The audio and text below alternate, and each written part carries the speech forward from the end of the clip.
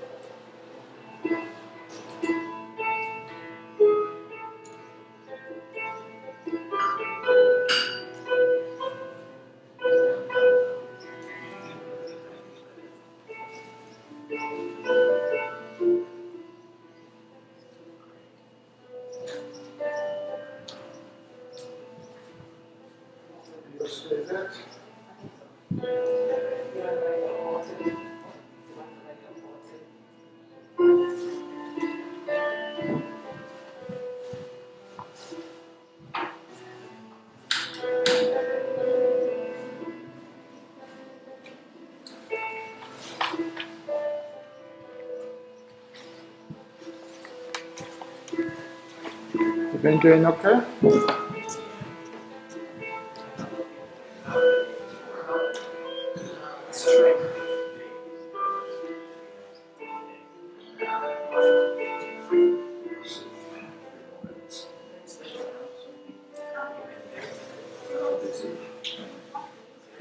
Yes.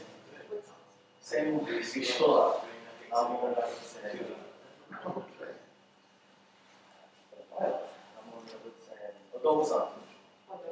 Yeah, that's not really fine. Take one with the vocals. Vocals, please. It is drown out my voice. Okay.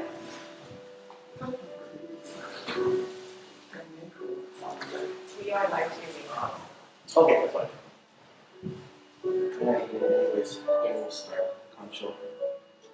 Let's do this. Incense and oh, incense on top. It's too Even if we're a few minutes late. I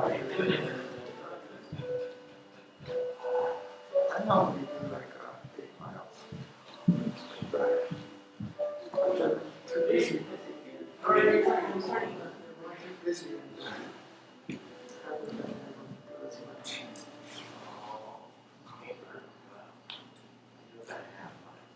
The guard is good for about a mile. It's good for this one.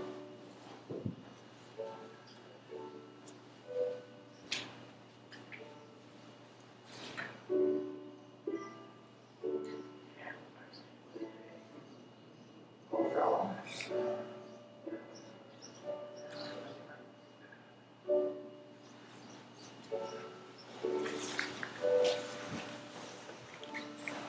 Is that lit? Yeah, it's very hot.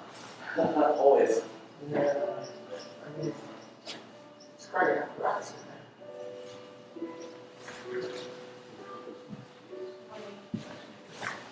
Morning. there. I heard it. I see you walking a few times. Oh, yeah, well, Walking.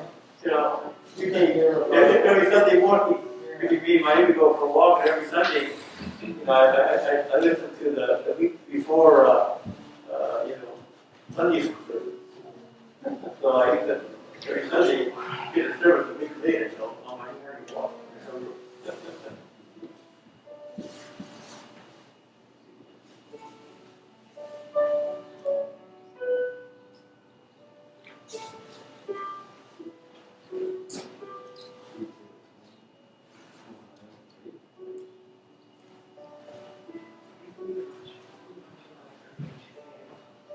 Oh, yeah.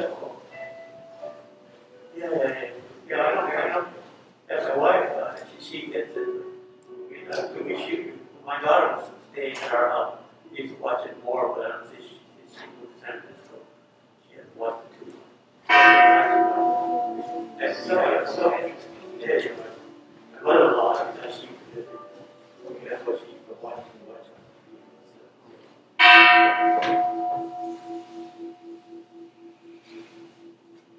You guys on the bullet part, right there, to the cold already. Okay. Thanks here. My shot, so yeah, thanks here. And the one, my,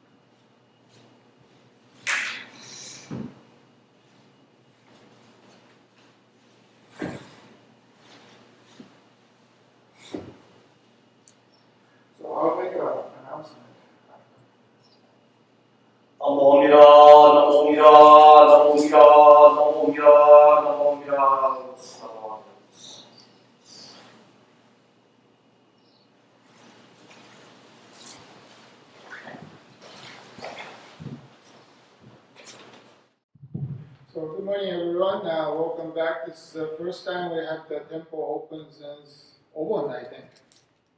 I think that was the last time we had an in-person service. So it's been a long time. I hope there's people watching now or hopefully later on the YouTube land. It is being live cast. So that will be the practice we'll follow going forward. All the service will be live cast same time. The major event's going to be the Hanamatsuri 14th, is it? No. 17th. 17th, sorry. 17th. So that would be the big event. We're going to have a Hanamido in the center, lots of flowers, and we'll be serving food afterwards. So please let everybody know, people on the YouTube land, please try to attend this important event. So celebrate the birth of Buddha.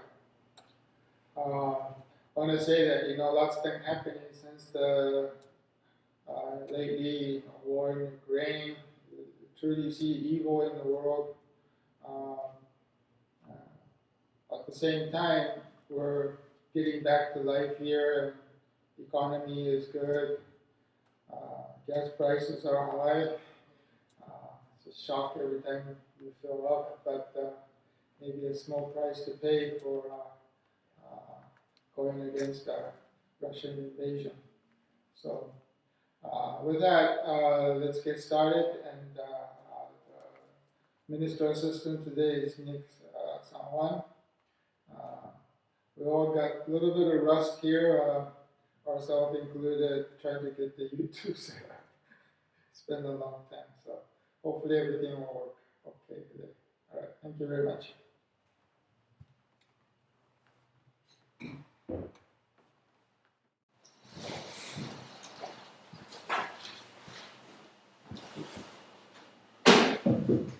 All right, well, good morning, everybody. And as Tom and Mashita said, that it's good to be back. It's been quite a while. We had a lot of rust there in the dust off. But hopefully, even though we're live streaming, we'll see you all soon back in the temple and get back to some normalcy eventually. So, again, thank you, Tom and Mariko Mashita, for setting up today's service. Without you, of course, we wouldn't have these live streaming services. So, all your work and hard work is greatly appreciated. So, in other words, today's service will begin with Sambujo on page 24 of the Large Purpose Service Book, followed by Juseige on page 93.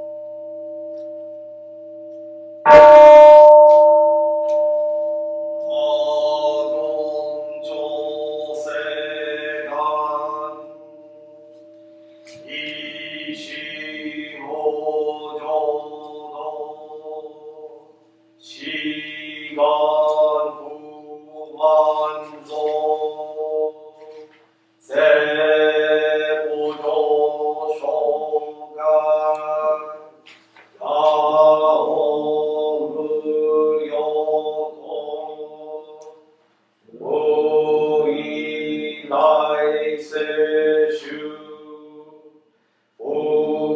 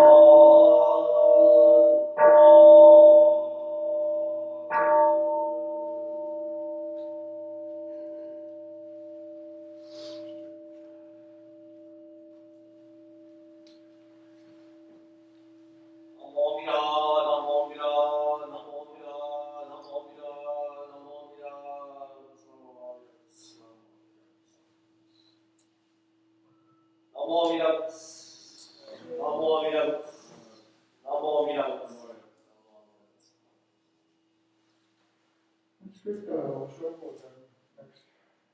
So please go up and get it done.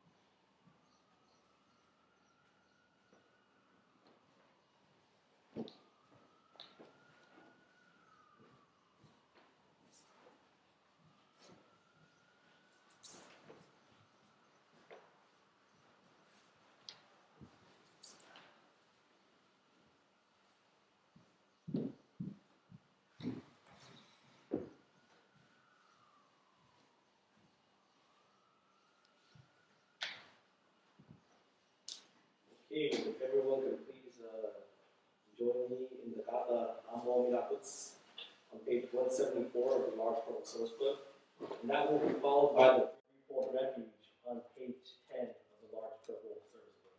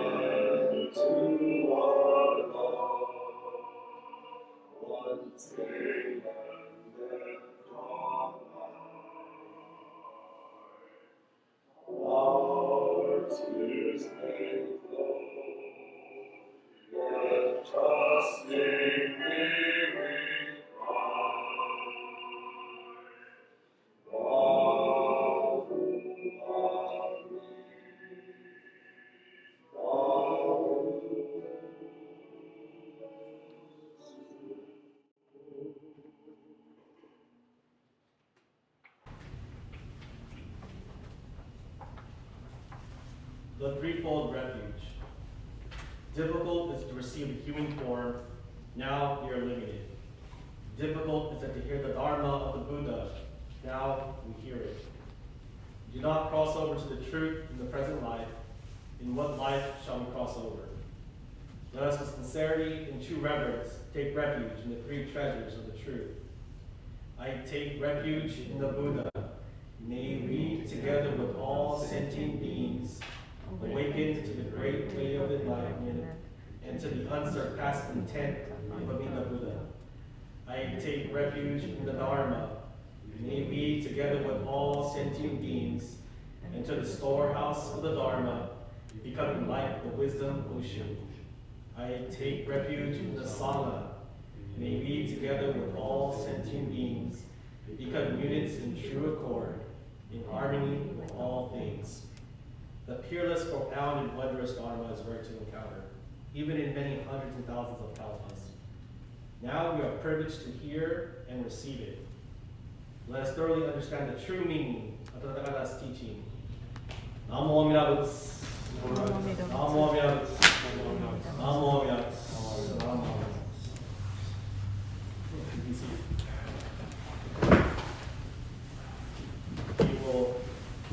Hello and good morning again, Salinas Buddhist Temple. Thank you for having me assist in your morning service for today, live stream and in person. Actually, it's a little bit easier that you guys are all here to see people instead of just talking to us the phone. Today I'm going to do the usual. I'm going to give you guys I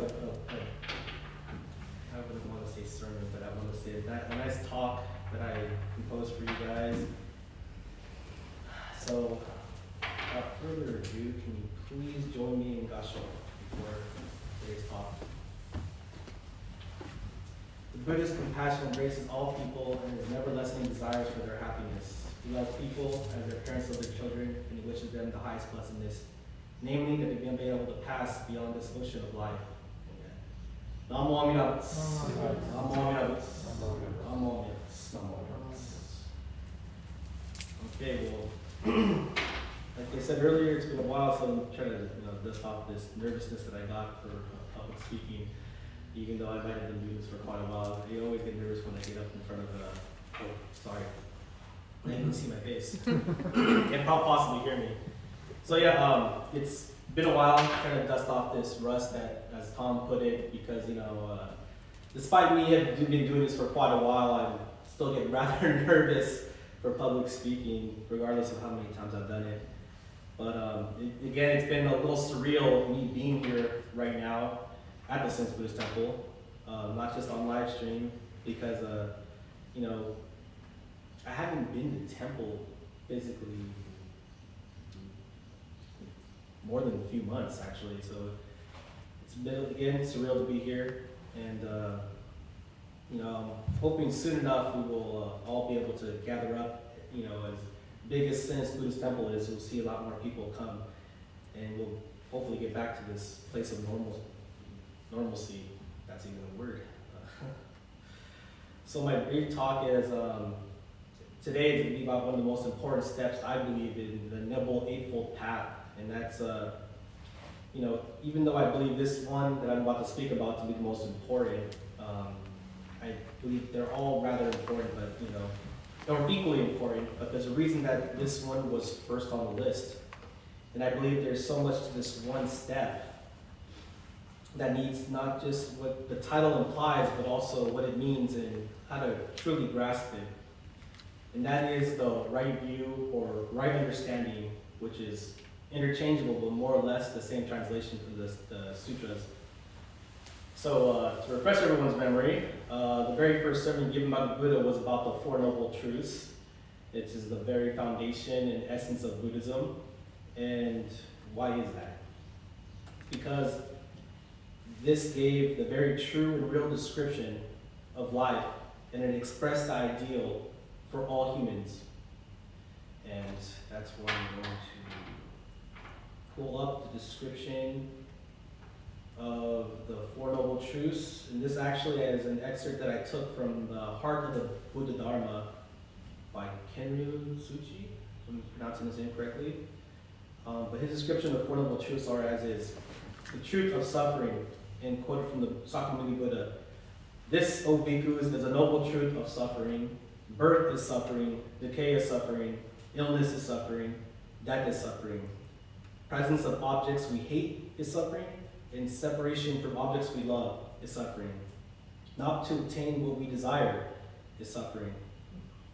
So, even though that was quite forward and to the point, again, the world is full of suffering. It is because life is imperfect, and that there's always suffering, friction, and disharmony. Birth, decrepitude, and sickness and death are suffering. To face a man of hatred is suffering, and to be separated from the beloved one is suffering. Or to be vainly struggling to satisfy one's need. In fact, life that is not free from desire and passion is always involved with suffering. So this is called the truth of suffering. The second of the Four Noble Truths is the truth of the cause of suffering. For Sakyamuni Buddha, this, O bhikkhus, is the noble truth of cause of suffering. Thirst that leads to rebirth, accompanied by pleasure and lust. Finding its delight here and there, thirst for pleasure, thirst for existence, thirst for prosperity. The cause of human suffering is undoubtedly found in the thirst of the physical organism and is the illusions of worldly passions. If these thirsts and illusions are traced to their source, they are found to be rooted in intense desire for physical instincts. Thus, desire, having a strong will to live at its core, goes after what is perceived as being desirable. Sometimes desire even turns towards death. This is called the truth of the cause of suffering. So as Juseige put, we suffer because through ignorance we do not see the things in their true light. For example, we consider impermanent things as permanent and become attached to them. When we lose them, we are deeply hurt. To regard impermanence as impermanent is true. The third of the Fourth Noble Truths, truth of the cessation of suffering. This, O bhikkhus, is the noble truth of cessation of suffering. It is the complete cessation of thirst, a cessation which consists in the absence of every passion with the abandoning of this thirst, with doing away with it, with deliverance from it, with the destruction of desire. If desire, which lies at the root of all human passions, can be removed, then passion will die out, and all human suffering will end. This is called the truth of the end of suffering. The cause of suffering can be extinguished, and perfect state can be established. This perfect state is called by such terms as nirvana, enlightenment, pure land, and Buddhahood. And lastly, the fourth of the Four Noble Truths, the true path to the cessation of suffering. By Sakyamuni Buddha, this, O bhikkhus, is the noble truth of the path which leads to the cessation of suffering, that holy eightfold path. That is to say, right views, right aspirations, right speech, right conduct, right livelihood, and right effort, right mindfulness, and right meditation. So, that again was an excerpt from The Heart of the Buddha Dharma by Kenryu Tsuchi. I believe he used to be bishop. Just correct me, sorry if I'm wrong. But reason I had read from Sakyamuni Buddha and his understanding of the Four Noble Truths is because I wanted us to get a complete and correct understanding rather than have me do my own interpretation, which is the whole reason of this talk is, right understanding.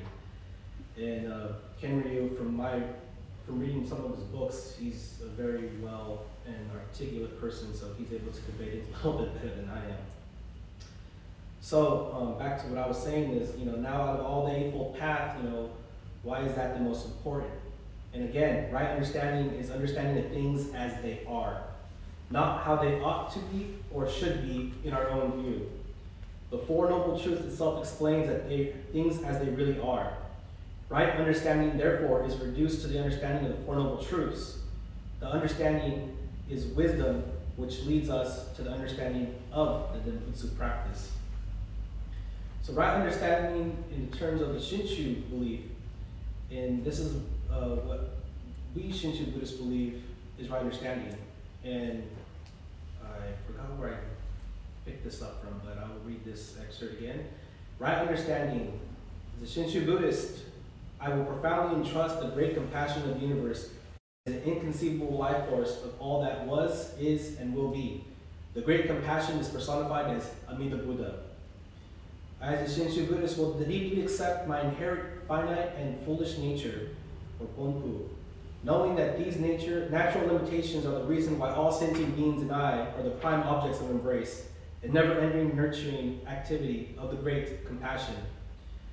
As a Shinshu Buddhist, I will totally entrust myself to the ceaseless nurturing of activity of Amida's primal vow, that it will naturally transform my state of ignorance, foolishness, and suffering into reality of awakening and boundless life.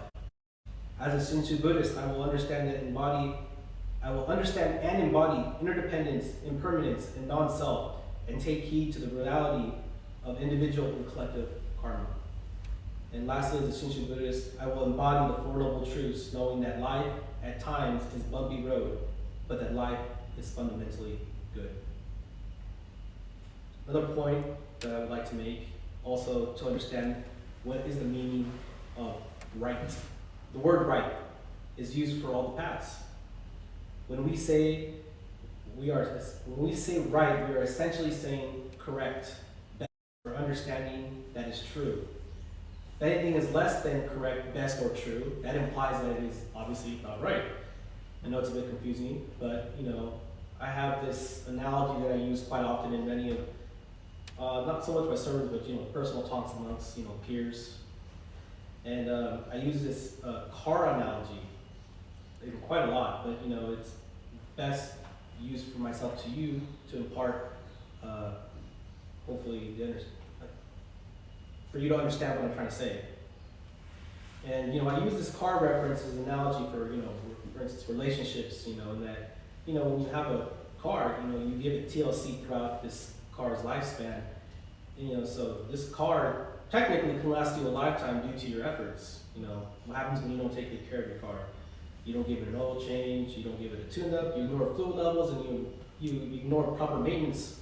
What do you think happens? It breaks down, doesn't it? And you end up spending a lot of money. Same could be said for your health. In another analogy of the same thing, you get the point. Don't take care of yourself, what's going to happen? Getting back to my point, let's pretend that we're all back in our teenage years of youth, but this time you're displaced in the time of the year 2022. And all your parents bought you a brand new truck or a car that you always wanted, for whatever reason, and the car was waiting for you outside your house right after school. Sounds pretty amazing, doesn't it? That car is fully loaded. And like most new cars these days, they all have screens and navigation systems. And you have this new truck or car with a guidance system to take you wherever you can possibly want to go. It'll take you to the right place. But now there's only one problem. Do any of you know how to drive? If you do, this defeats the point, but for this scenario, you do not. And because of this hypothetical situation, you never practice or been behind the wheel. So now you have this brand new vehicle, and logically speaking, the car is not useless for you, right? Why is that? You do not possess the right understanding of how to operate or drive the vehicle. If you were to drive that vehicle on that spot to a busy, high-traffic road, you would place yourself in great danger. Not only you, but the others around you. This is like the Noble Eightfold Path. Unless we get first right understanding, we cannot make right use of the other 7 points of the Noble Eightfold Path. In the Dharma, which are the spoken words of the Buddha, he had said, all that we are a result of our thoughts. Good understanding and good thinking go together. And just as it makes sense to drive, no sense to drive without first knowing how to, it would be a bit silly for us to use all the 7 points of the Eightfold Path without getting right understanding down first. Without good use of our minds, we would always be in trouble with foolish actions. We would say the wrong things and we would put our efforts in the wrong place. So by starting off with doing our best to gain right understanding, we'll be able to comprehend the rest of the 7 points. And the Buddha taught us to see clearly and to think carefully for ourselves. If we do this, we shall hopefully gain this good understanding that I'm talking about. To bring this talk full circle, here I am, minister's assistant, trying to, and I really mean trying to impart a lesson to you who are all students of Buddhism. I myself am a student of Buddhism, with my teacher being Reverend Juseige, and his many teachers who imparted their wisdom and understanding of Buddhism as well. And of course, going all the way back to Sakyamuni Buddha himself. It's pretty amazing if you think about it. And here's one last story to hopefully help you understand what I'm saying today and when it comes to understanding the truth. Right understanding and the Four Noble Truths as taught by the Buddha. And this, strangely enough, is a book that I was given from a Buddhist friend to my daughter when she was born. And she's thankfully of age now, 4 years old, where she can understand some of these teachings or at least understand what's going on in the story. But if you ever want to get this for the kids, it's called Buddhism for Kids by Emily Griffith Burke. So it's this little book right here. I'm not sure if you can see it through the camera, but this is one of the stories that I'll be imparting to you today to kind of make my point. And I mean, here I am, 35 going on 36, and I'm reading these books and going, aha, this is pretty good lessons in here. So, it doesn't say that you can't learn from kids themselves because they're probably reading this book and telling you about it. Anyways, this story is called Pointing to the Moon, and according to the book is a story adapted from a Zen Buddhist saying. The story goes, it is said that teachers are beings who transmit to us teachings. It is said that teachings tell us how to find truth. It is said that truth can only be found inside ourselves. The truth is knowing that the Buddha realized when he awakened. And so there was once a very old wise teacher, Ikima, who tried to explain this to a group of her students. The group gathered one evening outside the temple for their lesson. My dear students, I am serving the role of teacher, and I've come this evening to share with you a teaching that will lead you to truth. Ikima's students listened carefully to their teacher, eager to learn more truth. Ikima continued, I will now point my hand, just so. Tell me what you see. The students looked at their teacher quite puzzled and began to speak up, one at a time. I see your fingers, said one student. I see the palm of your hand, said another. Well, I noticed your fingernails, one student chimed in. Keep observing, instructed Ikima. I see the back of your hand, offered another student. How about the finger that is pointing, asked another. Ah, said Akima.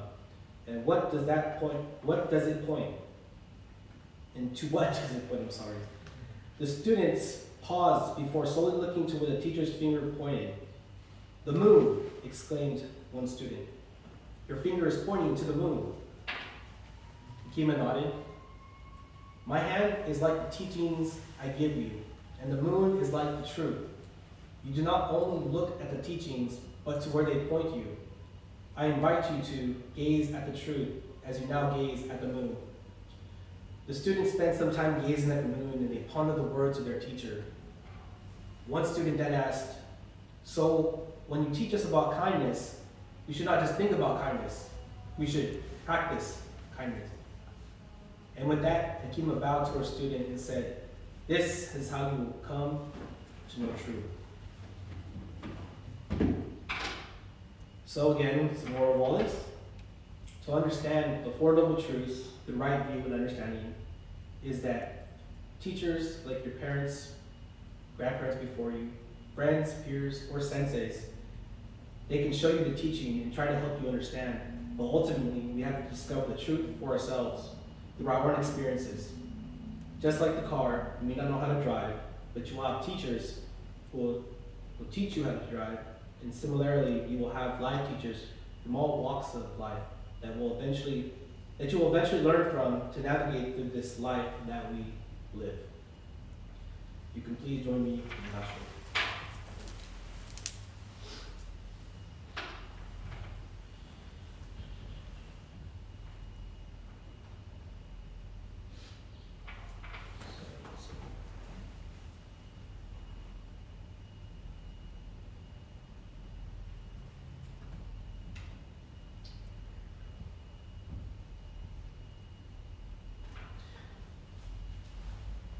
Amida Tathagata has established the vow for the sake of foolish and sentient evil beings.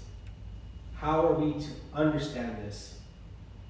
Foolish beings doubt, but the sincere mind is the seat of truth and reality and sincerity, which is Shinjin. Foolish and evil sentient beings, meaning us, everyone. Foolish beings are filled with anger, fear, and doubt. The vow established by Amida is one done from empathy and sadness for us.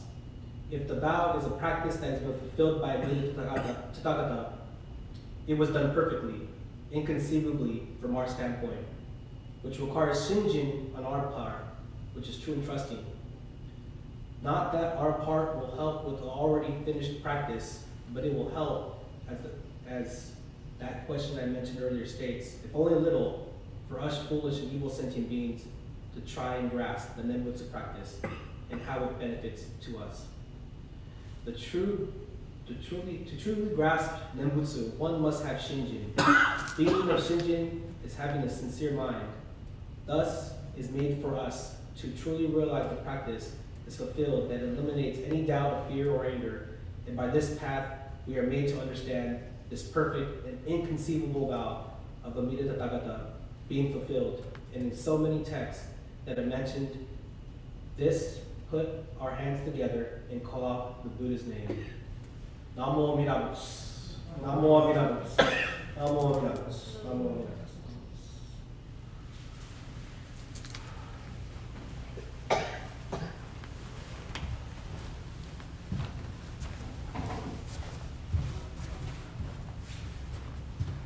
Okay, thank you, Nick. So this concludes our service for today, and we will have one next week also. All right, thank you for coming, and thank you for watching the YouTube, for the YouTube land people. All right.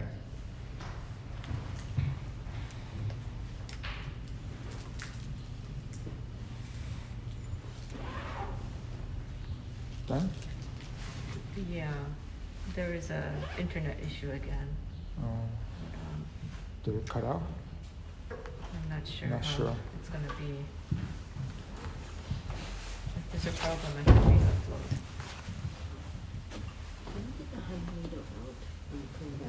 Sure. Thank you for coming. Good seeing you. Thank you. Yeah, of course. Thank How have you. you all been? Good? Okay. Well, thanks for coming in. Getting through it. Like I said, you guys made it easier. Just talking to the iPhone. Yeah, it's kind of weird. I'm just talking to my iPhone, so I'm just staring at things. Oh, thank you. Have a good day. Yeah. I don't know. Hey Gary, nice seeing you. Have a good one. Yeah, you too. Have a good Sunday.